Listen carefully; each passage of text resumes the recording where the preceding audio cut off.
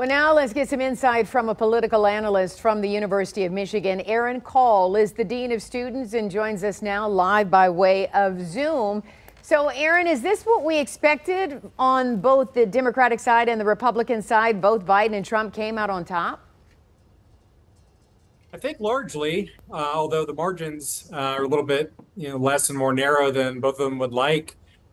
Trump ended up with about 65–70%, which shows that there's a large group that supported Haley or are not totally committed to him. And Joe Biden has topped that actually with 80%, but a large uncommitted of 10–15% could make a real big difference, given that in 2016 the state was just decided by 10,000 votes and only 150,000 in 2020. So both of them had resounding victories, but in a 2024 contest where Michigan may determine everything, they have a lot to be concerned about after tonight. So let's talk about Biden and the non-committed vote started by some in the Arab and the Muslim community over the Israel-Hamas war. They wanted to send a strong message.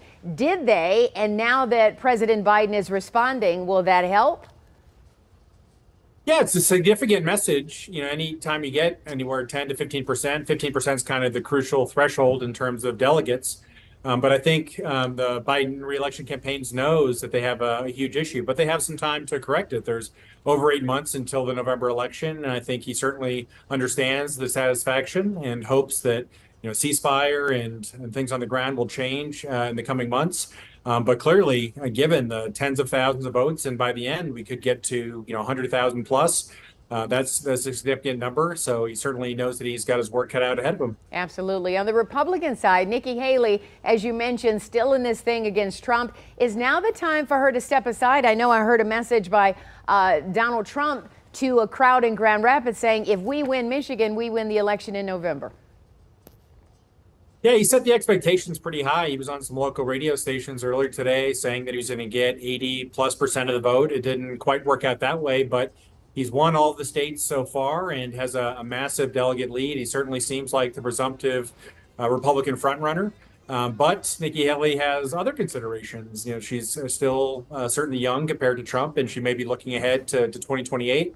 There's clearly a significant segment of Republican voters that aren't sold on Trump and have some issues over January 6th and some other things. So ultimately, it's her decision whether to get out of the race or not, and she'll probably make that decision in the coming weeks as we get into Super Tuesday and others. But Trump seems like a lock for the nomination and, could reach that delegate threshold in the coming weeks. Last question, Aaron. Is tonight a good predictor of what will happen in the general election come November? As you mentioned, in 2016, Trump beat Hillary Clinton by 10,000 votes, but the last go round, Biden beat Trump by more than 100,000 votes in Michigan. So when you weigh tonight, is this a good predictor?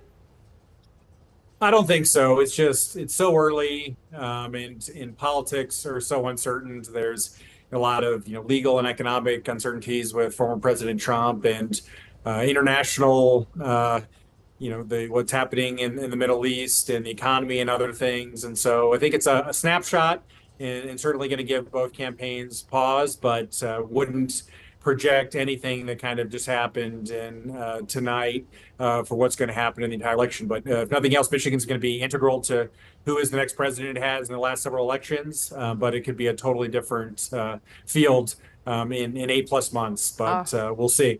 We will see. Thank you so much, Aaron Kall, for your time tonight from the University of Michigan. We certainly appreciate your time. Anytime. And we want you to stay with us on air and online at WXYZ.com for the very latest primary results.